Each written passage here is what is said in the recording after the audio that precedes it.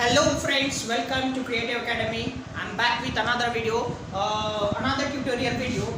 Then आज हम पढ़ने वाले हैं मेंडेलियस पीरियोडिक टेबल के बारे में। बराबर, हमने प्रीवियस वीडियो में देखा था कि डोबेराइनर ट्रेड्स देखा था, देन उसके बाद हमने डिफरेंट ऑक्टिव्स देखा था। बराबर, सो आज हम पढ़ने वाले हैं मेंडेलियस पीरियोडिक टेबल के बारे में। और ये आपको one of the important questions है जो एसएससी स्टेट बोर्ड में आपको यहाँ पे पर 101% यहाँ से आपको एक क्वेश्चन मिलेगा। मे भी हो सकता है वो 2 मार्क का हो, मे भी हो सकता है वो 3 मार्क का हो, मे भी अगर आपकी किस्मत अच्छी रही तो वो हो सकता है कि 5 मार्क का भी क्वेश्चन यहाँ पे आपको मिल जाए। ठीक है, so let's begin. Then start करते हैं हम मेंडेलियस पीरियोडिक टेबल। अब ये मेंडेलियस पीरियोडिक टेबल क्या है? सबसे पहले तो मेंडेलियस के बारे में इंट्रोड्यूस होते हैं। सो मेंडेलियस ने 1866 टू 1872 के ड्यूरेशन में अपना पीरियोडिक टेबल रिप्रेजेंट किया था। बराबर है, अपना पीरियोडिक टेबल रिप्रेजेंट किया था। तो उन्होंने सबसे पहले तो अपने जो एलिमेंट, जितने भी एलिमेंट उन्होंने डिस्कवर किए थे, उन्होंने नियर अबाउट 63 एलिमेंट डिस्कवर किए थे। कितना एलिमेंट डिस्कवर किए थे? 63 एलिमेंट। अभी तक इनके पीरियोडिक टेबल होने से पहले नियर अबाउट 57 एलिमेंट डिस्कवर्ड हुए थे। किसने किए थे? वो किए थे न्यूलैंड ऑक्टिव्स ने। बराबर है, पर उसमें क्या प्रॉब्लम था और डोबेराइनर ट्रेड्स में क्या प्रॉब्लम था? सो उसमें प्रॉब्लम ये था कि वो अपने पीरियोडिक टेबल को प्रॉपरली अरेंज नहीं कर पाया था। कुछ ड्रॉबैक्स उसमें थे, उस वजह से उनकी जो थ्योरीज थी वो क्या हो गई थी? कैंसल्ड हो गई थी। देन सेम प्रॉब्लम आया था डोबेराइनर ट्रेड्स के साथ, उनकी भी थ्योरीज क्या हो गई थी? कैंसिल हो गई थी। सो फिर उन्होंने मेंडेलियस ने अपना पीरियोडिक टेबल अरेंज किया था और उसमें उन्होंने नियर अबाउट 63 एलिमेंट डिस्कवर किए थे। अभी वो 63 एलिमेंट को सबसे पहले उन्होंने प्रॉपर्ली डिस्कवर्ड कर लिया, देन उसको उनके एटॉमिक मास नंबर के इंक्रीजिंग ऑर्डर पे रखा। जब मैंने लास्ट वीडियो में आपको बताया था कि 3 जो थ्योरी थी, जैसे फॉर एग्जांपल मेंडेलियस पीरियोडिक टेबल हो गया, डोबेराइनर ट्रेड्स हो गया और न्यूलैंड ऑक्टिव्स हो गया। बराबर, तो ये जो 3 थ्योरी थी, ये 3 थ्योरी एटॉमिक मास नंबर के इंक्रीजिंग ऑर्डर पे बेस्ड थी। क्यों? क्योंकि वहां पे इलेक्ट्रॉन, अभी तक इलेक्ट्रॉन का डिस्कवर नहीं हुआ था साइंस में। सो अभी ये समझा जाता है कि एटॉमिक मास नंबर जो है वो सबसे फंडामेंटल बेसिक प्रॉपर्टी है। इस वजह से इन्होंने क्या करा था कि अपने पीरियोडिक टेबल को एटॉमिक मास नंबर के इंक्रीजिंग ऑर्डर पे रखा था। बराबर, सो इन्होंने क्या करा कि अपने पीरियोडिक 63 एलिमेंट को डिस्कवर करा, देन उसको एटॉमिक मास नंबर के इंक्रीजिंग ऑर्डर पे रखा। ठीक है, देन उनकी फिजिकल और केमिकल प्रॉपर्टी उन्होंने डिस्कस की। फिजिकल और केमिकल प्रॉपर्टी उन्होंने डिस्कस की। सो सबसे पहले इनके लॉ के बारे में पढ़ते हैं। The properties of elements, the properties of element periodic are periodic functions of their atomic masses. The properties of elements are periodic functions of their atomic masses. अगर आप देखोगे तो वहां पे क्लियरली बताया है कि atomic masses यानी किसके ऊपर बेस है? Properties of elements of their periodic functions depend on the atomic masses. ठीक है, so पढ़ते हैं कि एग्जैक्टली क्या एक्सप्लेनेशन है इसका। सो सबसे पहले उन्होंने 63 एलिमेंट को अरेंज किया इंक्रीजिंग ऑर्डर पे। देन उन्होंने क्या करा कि अभी देखो इनमें और बाकी की जो थ्योरी थी इनमें क्या डिफरेंस है। इन्होंने क्या किया? सबसे पहले उनकी फिजिकल और केमिकल प्रॉपर्टी को डिस्कवर किया। अभी तक के साइंटिस्ट लोगों ने क्या किया था कि सबसे पहले उनको अरेंज किया, उनके थ्योरी के हिसाब से उन्होंने ये बोला कि अगर ऐसा कैलकुलेशन होता है तो उनकी फिजिकल और केमिकल प्रॉपर्टी क्या रहेगी? सेम रहेगी। बट इन्होंने ऐसा किया क्या? नहीं, इन्होंने क्या किया? सबसे पहले उनकी फिजिकल और केमिकल प्रॉपर्टी फाइंड आउट करी, देन उनको उनके प्रॉपर्टी के अकॉर्डिंग क्या करा प्रॉपर्टी के अकॉर्डिंग क्या करा कि अपने पीरियोडिक टेबल में उनको अरेंज किया। यही डिफरेंस था बाकी के 2 थ्योरी में और ये थ्योरी में। ठीक है, पहले उन्होंने केमिकल और फिजिकल प्रॉपर्टी के अकॉर्डिंग उनको अरेंज किया। ठीक है, तो ये था हमारा मेंडेलियस पीरियोडिक टेबल का एक्सप्लेनेशन। अब हम पढ़ते हैं मेरिट्स के बारे में। इसमें क्या क्या मेरिट्स थे, यानी पॉजिटिव पॉइंट क्या थे जो मेंडेलियस पीरियोडिक टेबल को क्या करते हैं? बाकी 2 थ्योरी से डिफरेंट बनाते हैं। अभी देखो पहला मेरिट्स जो ये था कि उन्होंने मेंडेलियस पीरियोडिक टेबल ने क्या करा था कि कुछ जो एलिमेंट्स हैं जैसे लाइक बेरिलियम का अभी तक का एटॉमिक मास कंसीडर करा जाता था 14.9।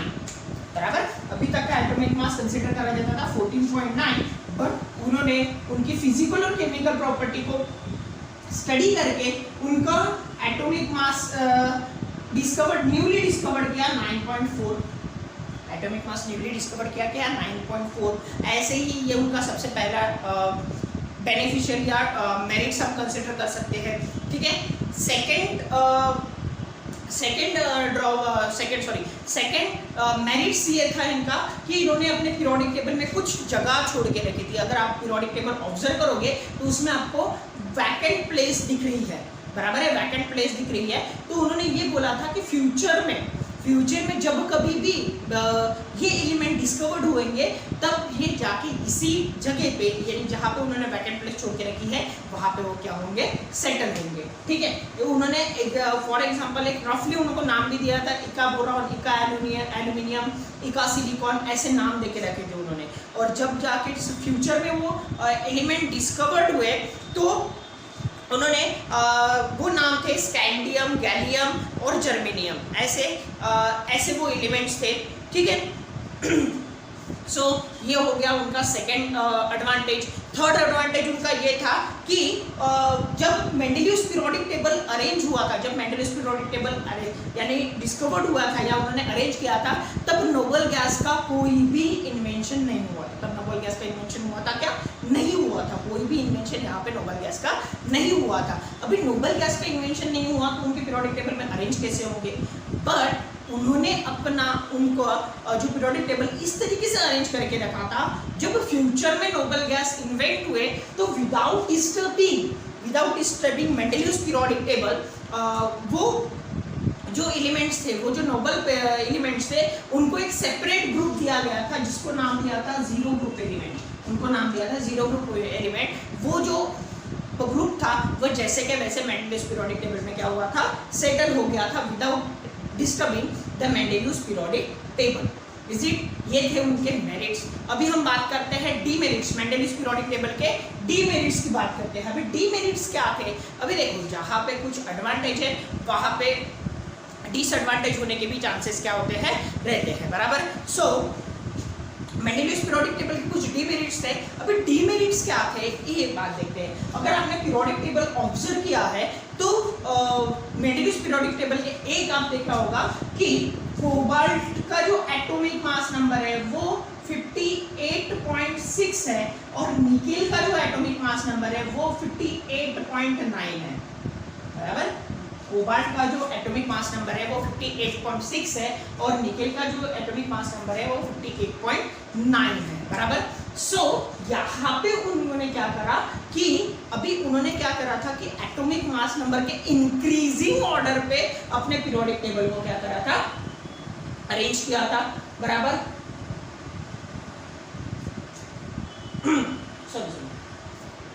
यहाँ पे 58.9 है और यहाँ पे 58.6 है, सॉरी फॉर माय मिस्टेक।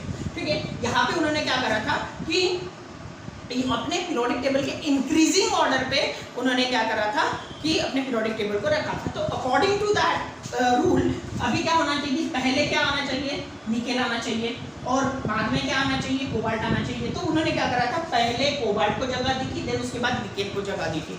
ऐसा क्यों करा था उसका एक्सप्लेनेशन वो नहीं बता पाए, बट रफली अगर हम देखें तो उनका कहना ये था कि कोबाल्ट की जो प्रॉपर्टी, निकेल की जो प्रॉपर्टी है तो उनके नीचे वाले जो एलिमेंट है उनके साथ मिलती है, इस वजह से उन्होंने ऐसा किया था। बट वो प्रॉपरली एक्सप्लेन वो वहाँ पे नहीं कर पाए, इस वजह से ये जो पॉइंट है उनका ड्रॉबैक में आता है। फिर से एक बार हम डिस्कस करते हैं कि उन्होंने अपने पीरियोडिक टेबल में निकेल और कोबाल्ट को उनके एटॉमिक मास नंबर के बिहेवियर के अगेंस्ट उनको प्लेस ऑक्युपाइड की थी। जैसे कोबाल्ट का एटॉमिक मास नंबर है 58.9 एंड निकेल का एटॉमिक मास नंबर है 58.6। अगर आप देखोगे तो कोबाल्ट जो है वो आगे है निकेल से।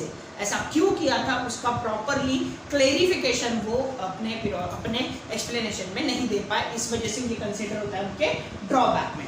सेकेंड ड्रॉबैक ये था कि वो आइसोटोप्स को एक्सप्लेन नहीं कर पाए। आइसोटोप्स क्या होता है हमने पढ़ा है इसके पहले भी इसके पहले के वीडियो में हमने देखा है आइसोटोप्स क्या होता है। एक बार फिर से मैं बता देता हूँ, the substance having the same atomic number but different atomic mass number, substance having the same atomic number but different atomic mass number. जैसे फॉर एग्जांपल हम देखते हैं क्लोरीन 1735 और क्लोरीन 1737। जैसे for example carbon C612 C640 ये हो गए isotopes. ये क्या हो गए? आइसोटोप्स हो गए। जैसे फॉर एग्जांपल अगर आप देखोगे तो Cl1735 Cl1737, अभी देखो ऐसे एलिमेंट है जिनकी फिजिकल और केमिकल प्रॉपर्टी क्या होती है? नियर अबाउट सेम होती है। तो अकॉर्डिंग टू दैट कंटेंट ये क्या होने चाहिए? एक ही प्लेस पे आने चाहिए क्योंकि दोनों सेम है, बराबर। बट मेंडेलियस पीरियोडिक टेबल में आइसोटोप्स को अलग अलग प्लेस क्या हुई थी? ऑक्युपाइड हुई थी। जैसे Cl1735 को पहले, Cl1737 को बाद में। तो ये उनका ड्रॉबैक था, इनका भी एक्सप्लेनेशन वो प्रॉपरली नहीं दे पाए थे, ठीक है। देन नेक्स्ट था कुछ जो एटॉमिक इसमें कुछ जो एटॉमिक मासेस थे, यानी जो एलिमेंट में कुछ जो एटॉमिक मासेस थे उनको भी प्रॉपर तरीके से वो एक्सप्लेन नहीं कर पाए, ठीक है। देन फोर्थ ड्रॉबैक था कि हाइड्रोजन का, ठीक है। अभी हाइड्रोजन दो कंटेंट, अल्कलीन मेटल में भी आता है और हैलोजन ग्रुप में भी आता है। जैसे अल्कलीन मेटल में हैलोजन ग्रुप में आता है H2 के कंटेंट में, ये अल्कली की भी फिजिकल और केमिकल प्रॉपर्टी को सेटिस्फाइड करता है और हैलोजन ग्रुप के भी फिजिकल और केमिकल प्रॉपर्टी को क्या करता है? सेटिस्फाइड करता है। बट इसका प्लेस वो प्रॉपरली कंफर्मली वो अपने पीरियोडिक टेबल में नहीं बता पाए। उन्होंने कहने के लिए सिर्फ उन्होंने पहले प्लेस पे से रखा था, बट उसका एक्सप्लेनेशन वो प्रॉपरली दे पाए थे क्या? नहीं। तो ये थे सारे क्या थे इसके ड्रॉबैक्स और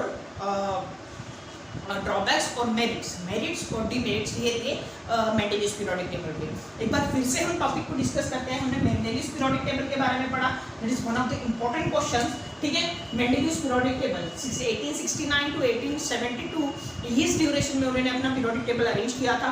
इनमें सबसे बड़ी खासियत क्या थी इसका? अगर लॉ देखते हैं हम, the Mendeleev's periodic law is arranged by proper periodic functions of the atomic masses. किसके फंक्शन पे? periodic function of the atomic masses के अकॉर्डिंग ये क्या किया गया था? अरेंज किया गया था, ठीक है। अभी इन्होंने क्या ऐसा अलग किया था? तो इन्होंने सबसे पहले अरेंज करने के बाद उनकी सभी की फिजिकल और केमिकल प्रॉपर्टी फाइंड आउट की, देन उसके बाद अपने पीरियोडिक टेबल को अरेंज किया था, ठीक है। देन उसके बाद इसके मेरिट्स के बारे में पढ़ लेते हैं। इसके मेरिट्स क्या थे? मेंडेलियस पीरियोडिक टेबल के मेरिट्स क्या थे? सबसे पहला मेरिट्स था कि इन्होंने क्या करा था? अपने पीरियोडिक टेबल में 63 एलिमेंट को जैसे के वैसे रखा था। देन उन्होंने कुछ जो पीरियोडिक टेबल है, यानी जो एलिमेंट्स है, जैसे बेरिलियम है, बेरिलियम का स्टार्टिंग में एटॉमिक मास नंबर कंसीडर करा जा रहा था कि 14.9, तो उन्होंने पीरियोडिक केमिकल और फिजिकल प्रॉपर्टी की स्टडी करके उसका पीरियोडिक टेबल, इसका एटॉमिक मास नंबर को रीअरेंज किया, उसका 9.4 हो गया। देन उसके बाद सेकेंड उसका मेरिट से था कि उसने अपने पीरियोडिक टेबल में कुछ वैकेंट प्लेस छोड़ के रखी थी, और उनका कहना ये था कि जब कभी भी ये फ्यूचर में एलिमेंट डिस्कवर्ड होंगे वो जैसे के वैसे अपने पीरियोडिक टेबल में क्या होंगे? अरेंज होंगे, ठीक है। देन उन्होंने उनका नाम दिया था टेम्पररी नाम, इका बोरॉन, इका सिलिकॉन, इका एल्यूमिनियम, ऐसे नाम देके रखे थे। और जब में वो जर्मेनियम, स्ट्रेंडियम एंड गैलियम जब डेवलप हुए, जब वो इन्वेंट हुए, तब वो जैसे के वैसे उनको पीरियोडिक टेबल में क्या हो गए? सेटल हो गए, ठीक है। ये उसका सेकंड ड्रॉबैक सेकंड मेरिट ये था उसका कि उन्होंने अपने नोबल उनके वक्त जब उन्होंने पीरियोडिक टेबल अरेंज किया था, तो उन्होंने अपने पीरियोडिक टेबल में नोबल गैस का कुछ भी डिस्कशन या कुछ भी इंटरफेरेंस नहीं रखा था। बट जब वो नोबल गैस इन्वेंट हुए, तब without any disturbance of Mendeleev's periodic table अपने पीरियोडिक टेबल में उन्होंने नोबल गैस को एक सेपरेट ग्रुप देके, दैट इज 0 ग्रुप एलिमेंट देके उन्होंने अपने पीरियोडिक टेबल को क्या किया था? अरेंज किया था। देन उसके बाद हम डिस्कस करते हैं, रफली डिस्कस करते हैं उसके डिमेरिट्स के बारे में। डिमेरिट्स की अगर बात करते हैं तो अगर आपने ऑब्जर्व किया होगा कि मेंडेलियस पीरियोडिक टेबल में कि कोबाल्ट और निकल का प्लेस वो प्रॉपरली जस्टिफाई नहीं कर पाए थे। क्यों जस्टिफाई नहीं कर पाए थे? क्योंकि उन्होंने अपना periodic table atomic mass number के इंक्रीजिंग ऑर्डर पे रखा था, बराबर। एटॉमिक मास नंबर के इंक्रीजिंग ऑर्डर पे रखा था। और जब आपको ध्यान में आया होगा कि कोबाल्ट का जो एटॉमिक मास नंबर है वो 58.9 है और निकेल का एटॉमिक मास नंबर 58.6 है, तो उसका एक्सप्लेनेशन वो प्रॉपरली अपने एक्सप्लेनेशन पे नहीं दे पाए। वो क्या उसका फर्स्ट डिमेरिट। सेकेंड डिमेरिट उनका ये बोलता है कि आइसोटोप्स को वो भी जस्टिफाई नहीं कर पाए, क्योंकि उन्होंने एटॉमिक मास नंबर के इंक्रीजिंग ऑर्डर पे अपने पीरियोडिक टेबल को अरेंज किया था। तो आइसोटोप्स को अलग अलग प्लेस क्या हुई थी, ऑक्युपाइड हुई थी। जैसे Cl1735 और Cl1737 ये दोनों को अलग अलग प्लेस क्या हुई थी, ऑक्युपाइड हुई थी। देन उसके बाद थर्ड ड्रॉबैक उसका ये था कि कुछ जो एटॉमिक मासेस थे उनमें भी वो वेरिएशंस आने लगे थे और उनके पीरियोडिक टेबल में, वो जस्टिफाई वो नहीं कर पाए थे। देन फोर्थ टॉपिक उनका ये था कि हाइड्रोजन का प्लेस वो प्रॉपर्ली ऑक्युपाइड नहीं कर पाए थे। हाइड्रोजन का प्लेस वो प्रॉपर्ली जस्टिफाई कर पाए थे क्या, नहीं, क्योंकि हाइड्रोजन जो है वो हैलोजन प्रॉपर्टी में भी आता है और अल्किल मेटल के प्रॉपर्टी में भी आता है। तो दोनों के प्रॉपर्टी में वो कंफ्यूज होकर उसका प्लेस ऑक्युपाइड नहीं कर पाए। वो जस्ट टेम्पररी उन्होंने फर्स्ट नंबर पे उनको रख दिया था according to atomic masses, but वो जस्टिफाइड नहीं कर पाए, उसका प्रॉपर्ली एक्सप्लेनेशन वो अपने पीरियोडिक टेबल में नहीं दे पाए। सो ये हो गया मेंडेलियस का क्लासिफिकेशन, मेंडेलियस का क्लासिफिकेशन। नेक्स्ट वीडियो में हम पढ़ने वाले हैं कि मॉडर्न पीरियोडिक टेबल के बारे में पढ़ने वाले हैं, जो नेक्स्ट वीडियो में हम डिस्कस करेंगे। ठीक है, आज के लिए इतना ही। Thank you.